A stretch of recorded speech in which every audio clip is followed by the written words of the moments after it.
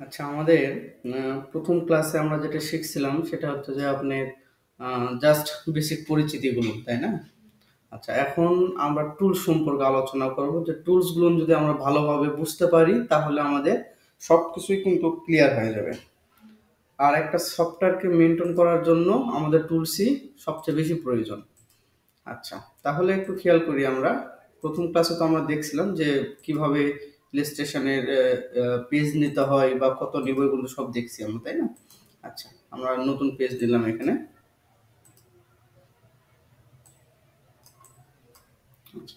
Just একটু ইন্টারফেসটা একটু আরেকটু জেনে নিই।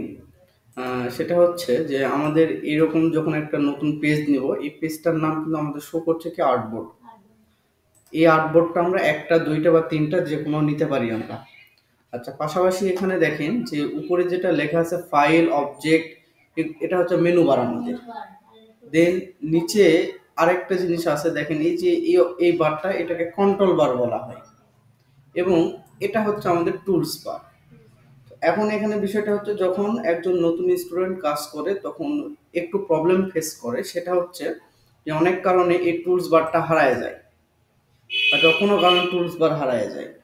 তারপর হ্যাঁ, কোনো কারণে দেখা যাচ্ছে যে আপনার এই উপরের কন্ট্রোল বারটা থাকছে না। ঠিক আছে? তো এই যে জিনিসগুলো হারায় যায় অথবা প্রয়োজনীয় জিনিসগুলো কাজের সময় যদি না পাওয়া যায়, তখন আমরা অনেকে করি কি, আবার সফটওয়্যারটাকে ইনস্টল করি, আনইনস্টল করে দিয়ে আবার ইনস্টল করি। তো এটা তো করার প্রয়োজন নেই। তা দেখেন, যে কোনো কিছু আমাদের নিয়ে আসতে হলে আমরা কোথায় যাব? উইন্ডোতে যাব। যেমন ধর আমাদের কন্ট্রোল বার, এই কন্ট্রোল বারে প্রেস করলে উপরে কন্ট্রোল বারটা চলে আসলো। দেন আমরা উইন্ডোতে প্রেস করলে নিচের দিকে দেখুন টুলস বার লেখা আছে, এখান থেকে টুলস বারের মধ্যে অ্যাডভান্স দিয়ে দিব। অ্যাডভান্স দিলে সব টুলস গুলো চলে আসলো। আপনার কাজের সুবিধার্থে আপনার যে কোনো জায়গায় এটাকে কি করতে পারছেন, মুভ করতে পারছেন। দেন এখানে আপনার সেট করে দিলে আবার এটা সেট হয়ে গেল। আচ্ছা, তারপরে আমরা একটু খেয়াল করি, আরো আদারওয়াইজ যে জিনিসগুলো আছে সবগুলো আমরা এই উইন্ডো থেকে নিয়ে আসতে পারবো। তাহলে এখানে মোটামুটি আমাদের যে টুলসগুলো না আছে, এই টুলসগুলোর নাম মনে রাখা খুব প্রয়োজন। যেমন আমরা যদি একটু গুগলে সার্চ দেই,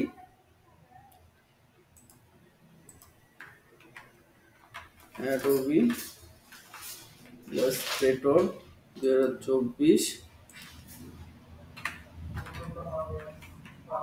টুলস ইমেজ। আচ্ছা, দেখেন এখানে আমরা যদি এই প্রথম ইমেজ বা দ্বিতীয় ইমেজ আমরা লিখলাম যে অ্যাডোবি ইলাস্ট্রেটর 2024 টুলস, গুগলে সার্চ দিলে আমাদের এখানে একটা ইমেজ শো করছে। তো ইমেজটাকে আমরা একটু ওপেন করি। আচ্ছা, সবগুলো একত্রে দেওয়া নেই মনে হয়, 2024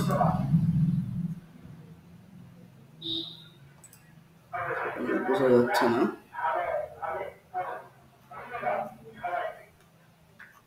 স্পষ্ট হলে স্পষ্ট হলে একটু ভালো হতো। অনেক পিকের মধ্যে সব দাগ ওই যে ওটা কালোটা, হ্যাঁ এটা না, এটা অথবা এর আগের ক্লাসগুলো দেওয়া ছিল। হ্যাঁ দেখছি ওখানে, এই যে এখানে সুন্দরভাবে দিয়ে রাখছি ইমেজ সহকারে। তারপর এটা তো বোঝা যাচ্ছে না।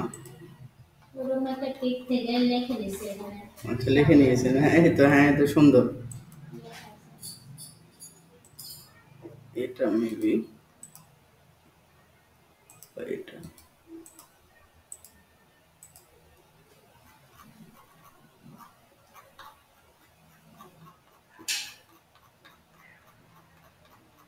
হয়ে গেল ইমেজটা।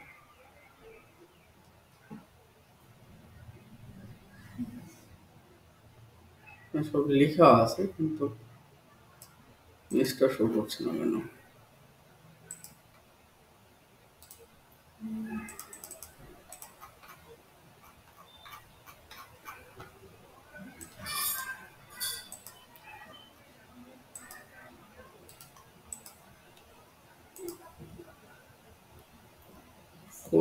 কই নিয়ে যাচ্ছে? ইনস্টাগ্রামে, ইনস্টাগ্রাম থেকে ফেসবুক, ফেসবুক থেকে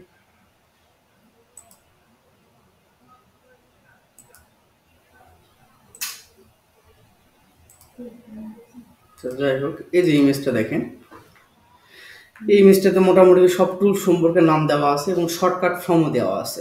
যেমন দেখেন সিলেকশন টুল, সিলেকশন টুলের শর্টকাট হচ্ছে ভি, ম্যাজিক ওয়ান টুলের শর্টকাট হচ্ছে ওয়াই, পেন টুলের শর্টকাট হচ্ছে পি, সরি হ্যাঁ পি।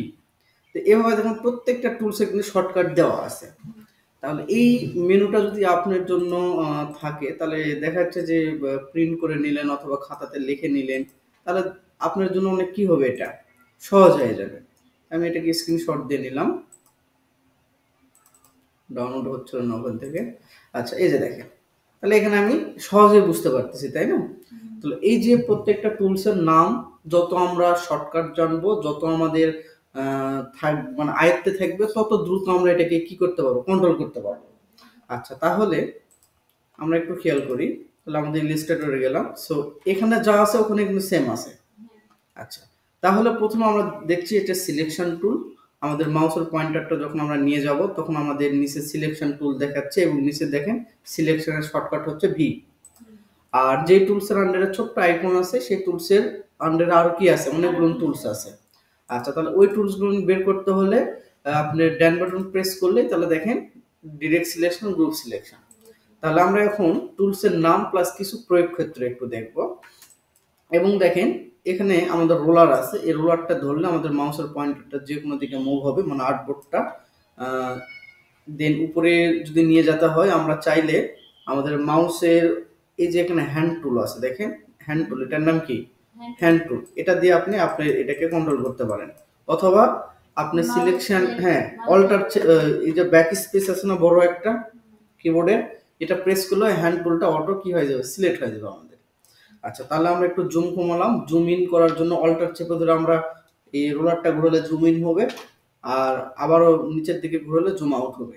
অথবা এই যে দেখেন এখানে জুম টুলও আছে আমাদের, এই জুম টুল দিয়ে যদি আপনি প্রেস করেন জুম হচ্ছে, অল্টার চেপে ধরলে দেখেন ওখানে মাইনাস আছে, জুম আউট হচ্ছে। তাহলে জুম ইন আউট বুঝতে পারলেন তো? আচ্ছা এখন আমরা দেখব যে সিলেকশন টুলের মধ্যে কিভাবে কাজ করে।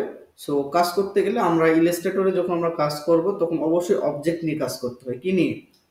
অবজেক্ট। অবজেক্ট ছাড়া কিন্তু আমাদের কোনো কাজ নেই, ঠিক আছে? তাহলে অবজেক্টগুলো কি হতে পারে, যেমন একটা রেক্টেঙ্গুলার একটা ড্র করলাম, এটা একটা অবজেক্ট হতে পারে।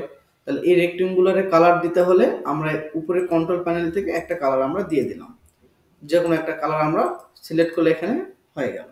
দেন এখান থেকে আমরা যদি রাউন্ড রেক্টেঙ্গুলার প্রেস করি তাহলে এটা কি রাউন্ড হয়ে গেল, দেখেন কর্নারটা কি রাউন্ড।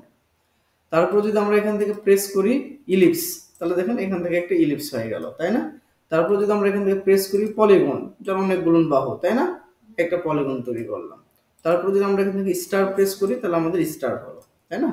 এই যে প্রত্যেকটা অবজেক্ট, এই প্রত্যেকটা অবজেক্টকে আপনি যদি পরবর্তী সময় কালার করতে চান তাহলে এই সিলেকশন টুল দিয়ে সিলেক্ট করে, অবশ্যই সিলেক্ট করতে হবে, সিলেক্ট করে আপনি যে কোনো একটা কালার দিলেন।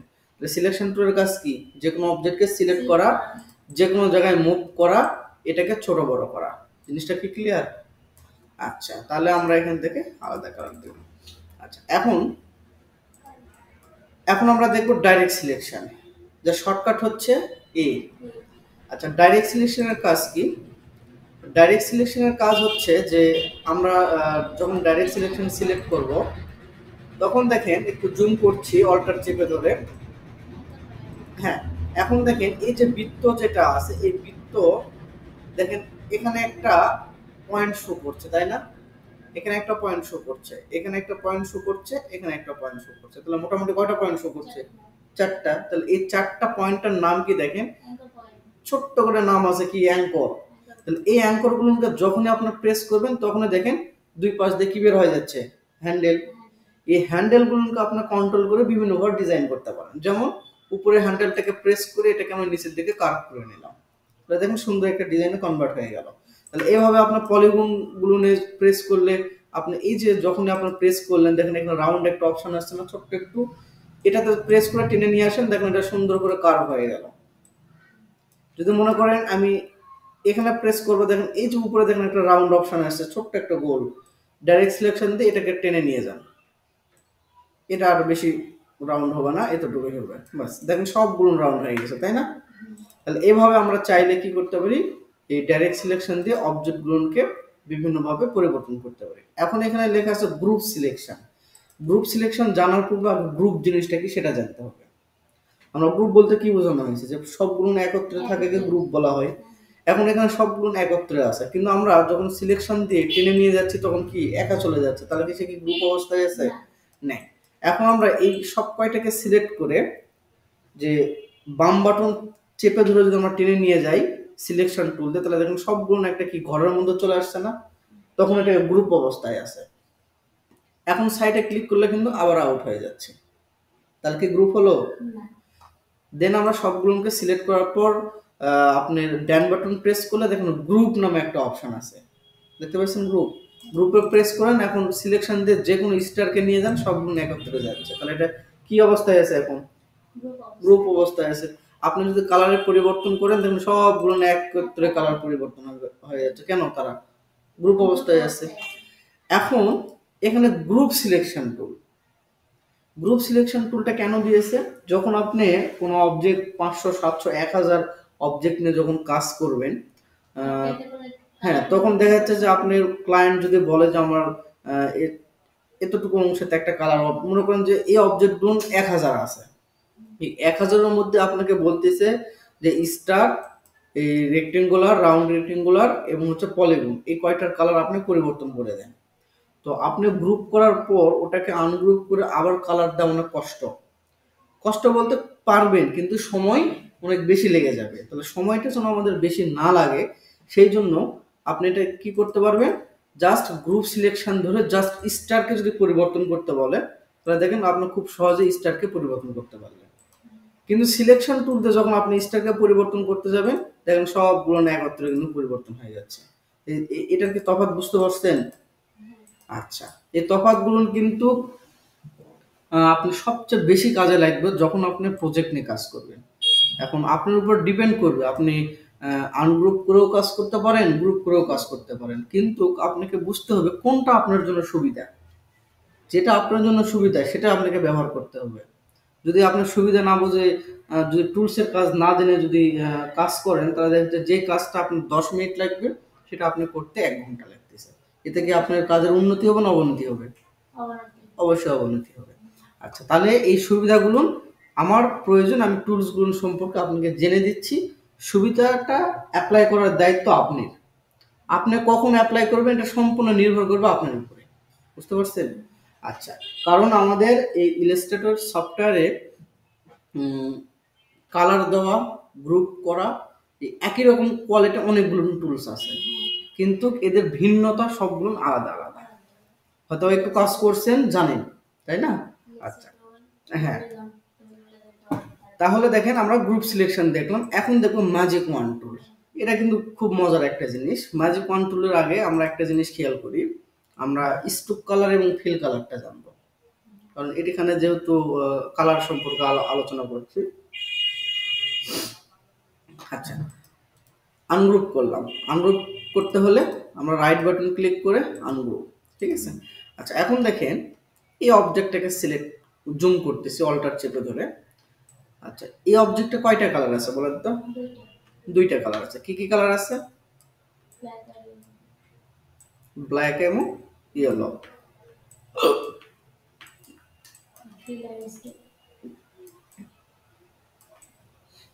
আচ্ছা, এখানে আমরা 4টা অবজেক্ট নিলাম। প্রথমটাতে ব্ল্যাক আছে এবং ইয়েলো আছে। এখন একটু খেয়াল করি, ব্ল্যাক কালারটা কি সাইড দিয়ে আছে, আর ইয়েলো কালারটা আমাদের সম্পূর্ণ ভরাট মাঝের মধ্যে আছে। তাহলে স্ট্রোক এবং ফিল কালার খুবই গুরুত্বপূর্ণ, কারণ হ্যাঁ, ফিল কালারটা হচ্ছে, এখানে আমরা একটু খেয়াল করব, মানে কোনো কিছু মুখস্থ করব না, আমরা অবজেক্ট দেখে দেখব, তাহলে আমাদের জন্য কি হবে, সহজ হবে। যখন আমরা এই অবজেক্টটাকে সিলেক্ট করছি তখন দেখেন এখানে একটা কালার শো করছে, এখানে একটা কালার শো করছে, মানে অবজেক্টে যা কালার আছে সেগুলো শো করছে। তারপর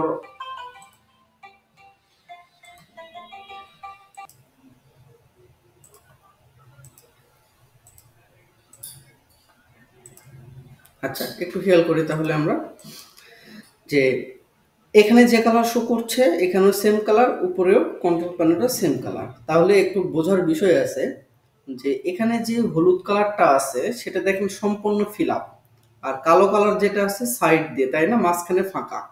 তাহলে আমরা মাউসটা যখন নিয়ে যাচ্ছি উপরের কালারটা হচ্ছে ফিল কালার, আর নিচের কালারটা হচ্ছে আমাদের স্ট্রোক কালার। তাহলে ফিল কালারটা কি হবে আমাদের সম্পূর্ণ ভরাট থাকবে, আর স্ট্রোক কালারটা থাকবে আমাদের জাস্ট সাইড দিয়ে। আচ্ছা, তাহলে এই অবজেক্টে আমাদের ফিল এবং স্ট্রোক দুটোই আছে। তাহলে সেকেন্ড অবজেক্টে যদি আমরা যাই, তাহলে এই অবজেক্টে আমরা রাখবো শুধু ফিল কালার, স্ট্রোক কালার কি করব, রাখবো না। তাহলে এই অবজেক্টটাকে সিলেক্ট করলাম, করার পর আমরা চাইলে এখান থেকে এই স্ট্রোক কালারের প্যানেলে ক্লিক করে এই যে ননে প্রেস করে দিলাম, তাহলে কি এখানে স্ট্রোক কালার আছে? আচ্ছা, তাহলে আমরা তৃতীয় নম্বর অবজেক্টে যাব, এটাতে আমরা জাস্ট স্ট্রোক রাখবো, ফিল রাখবো না। তাহলে এখান থেকে অন অফ করে দেখলাম। সো এখান থেকে আমরা জাস্ট এই ফিল কালারটাকে সিলেক্ট করে যদি এই পাশে ননে প্রেস করি, তাহলে দেখেন ফিলটা অফ হয়ে গেল, শুধু স্ট্রোক থাকলো। আমি চাইলে স্ট্রোকটাকে সিলেক্ট করে এই যে আমাদের স্ট্রোক লেখা আছে এটাকে আমরা যত ঘোরাবো বা এই পপে ক্লিক করলে দেখুন যতটুকু আপনার প্রয়োজন আপনার ততটুকু কি করতে পারেন, স্ট্রোকটা নিতে পারেন। তাহলে এখানে আমাদের স্ট্রোক এবং ফিল দুটোই আছে, তাই না?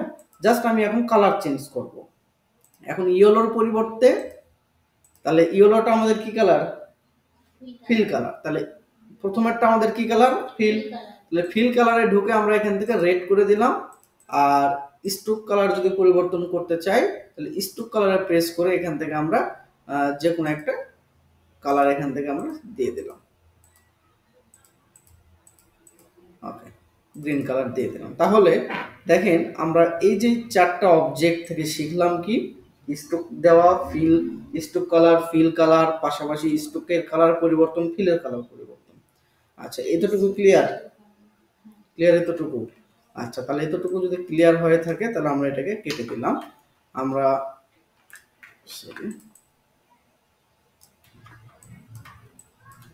আচ্ছা, এখন আমরা দেখব ম্যাজিক ওয়ান টুল। কি টুল দেখব? ম্যাজিক ওয়ান টুল। আচ্ছা, এখান থেকে আমরা একটা অবজেক্টকে আমরা চাইলে এই কর্নার ধরে বড় করতে পারি, কিন্তু এভাবে বড় করার কোনো নিয়ম নেই।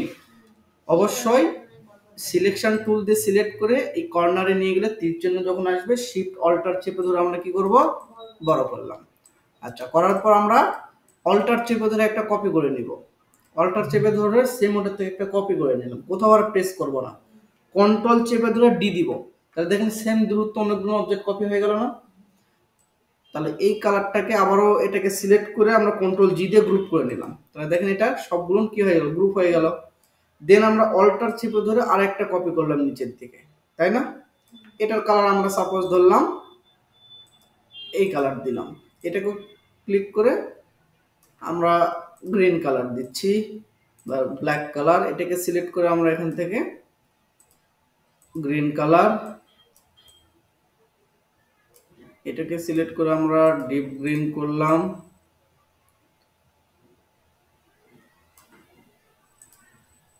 আচ্ছা, মোটামুটি এখানে অনেকগুলো কালার এখানে আমরা নিলাম, তাই না?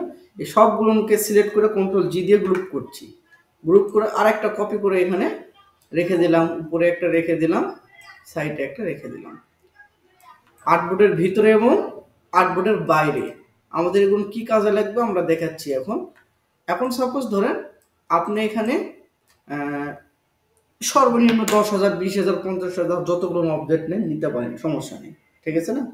এখন ক্লায়েন্ট যদি আপনাকে বলে যে এই রেড কালার পরিবর্তন করে আরেকটু হালকা রেড দিতে হবে, তাহলে এখানে দেখেন সাপোজ ধরেন মোটামুটি এখানে হয়তো বা 20টার মতন রেড আছে, 20টা বা 30টার মতন। কিন্তু যদি আপনার 10,000 রেড কালার থাকে, তাহলে 10,000 কালার পরিবর্তন করে যদি আপনাকে দিতে হয় তাহলে অনেক সময় সাপেক্ষ না, সম্ভব এটা?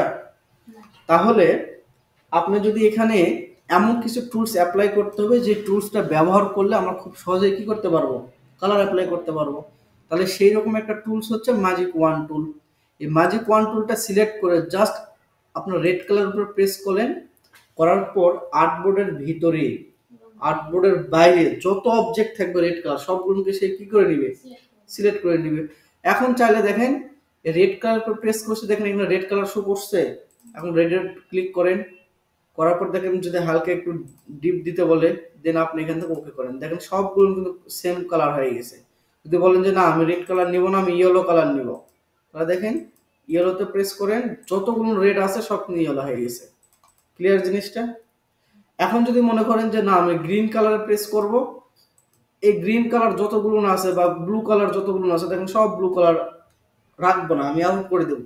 আপনি এখান থেকে ডিলেটে প্রেস করেন, সব আউট হয়ে গেছে। জিনিসটা সহজ না?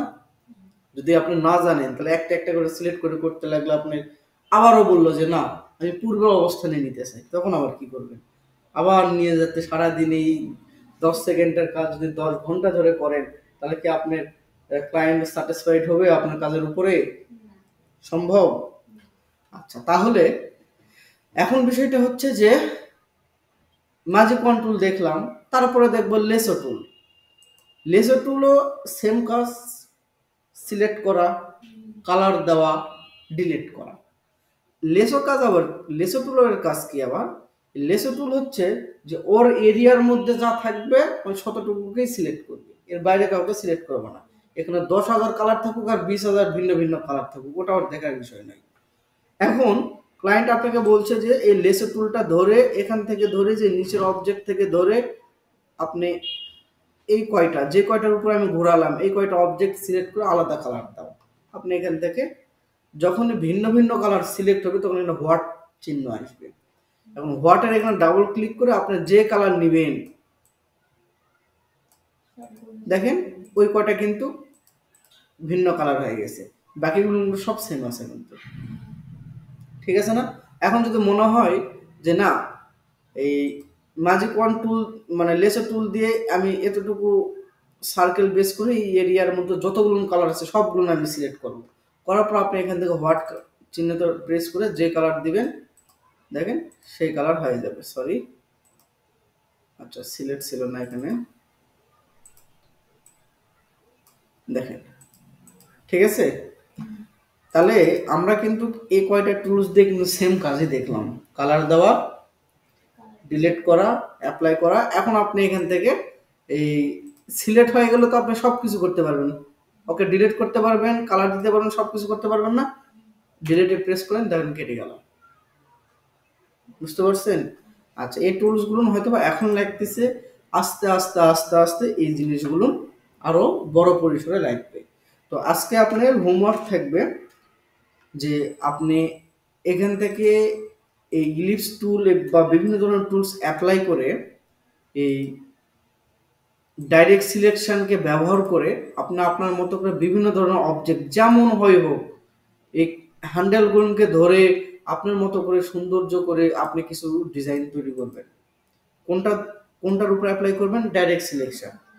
এবং প্রত্যেকটা আপনার যতগুলো মন চাই এই হ্যান্ডেলগুলোকে পরিবর্তন করে, যেমন আপনি যদি এখান থেকে একটা রেক্টেঙ্গুলার নেন, নেওয়ার পর যদি ডাইরেক্ট সিলেকশন দিয়ে ধরে আপনি এটাকে টেনে নিয়ে আসেন, চাইলে কিন্তু অনেক ধরনের ডিজাইন করা যাবে। এটা আপনার ক্রিয়েটিভিটির জন্য। দেখি আপনি এই কয়টাকে অ্যাপ্লাই করে কয়টা ডিজাইন তৈরি করতে পারেন শুধু অনলি ডাইরেক্ট সিলেকশন টুল দিয়ে। এই ডাইরেক্ট সিলেকশন টুল দিয়ে আপনি সুন্দর করে কিছু ডিজাইন তৈরি করবেন, মোটামুটি 10 থেকে 15টা করার চেষ্টা করবেন, তাহলে দেখবেন যে আস্তে আস্তে মাথার মেধা খুলবে। মানে ডিজাইনের চিন্তাধারাকে নিয়ে আসতে হলে ওই টুলসের উপর বারবার অ্যাপ্লাই করতে হবে। কিভাবে আমি অ্যাঙ্কর পয়েন্টগুলোকে ধরে সরায়া আমি ডিজাইন করতে পারবো। আবার যেন কাজ জানেন যেহেতু আবার পেন টুল অ্যাপ্লাই করবেন না যেন, এটাকে অ্যাপ্লাই করতে হবে আপনাকে এই ডাইরেক্ট সিলেকশন টুল অ্যাপ্লাই করেই। ঠিক আছে, দেখি আপনি কয়টা তৈরি করতে পারেন। এই এখানে এই অবজেক্টগুলো ব্যবহার করবেন, rectangular, round, rectangular, ellipse, polygon এবং স্টার।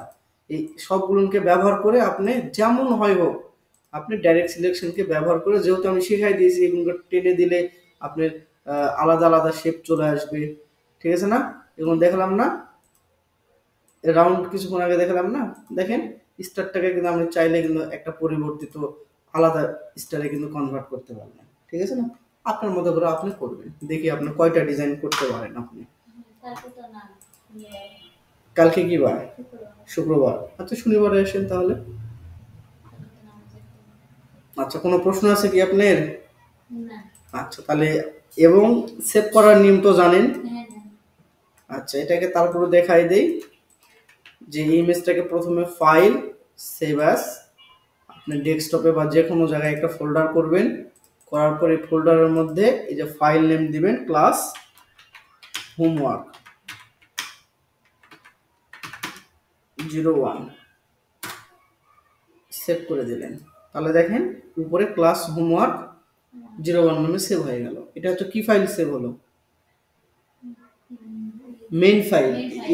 এআই ফাইল মানে মেইন ফাইল। তাহলে আমরা এআই ফাইল মানে কি ফাইল? এটা মেইন ফাইল।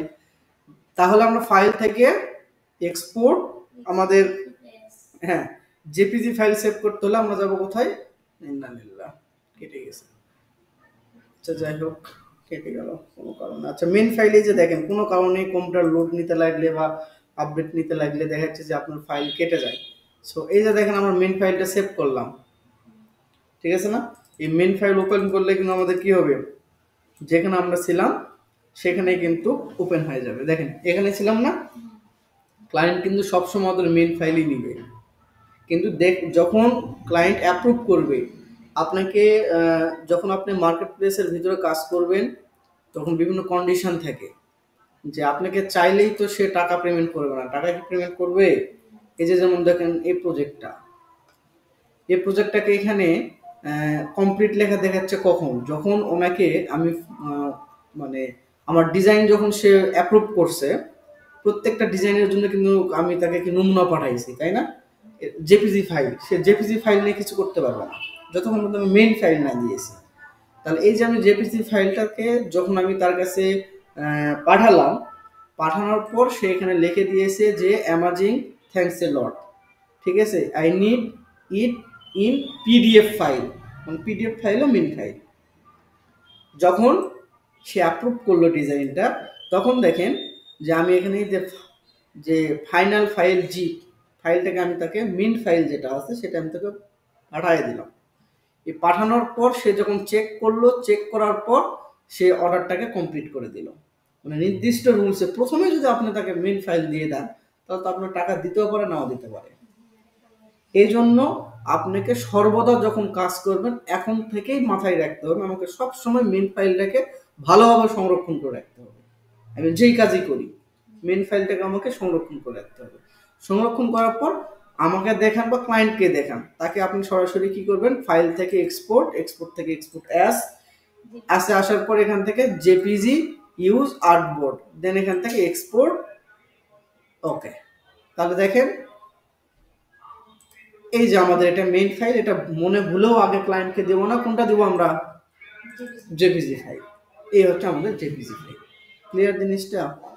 আচ্ছা, তাহলে আমি এখানে ভিডিওটাকে লক করে দিলাম।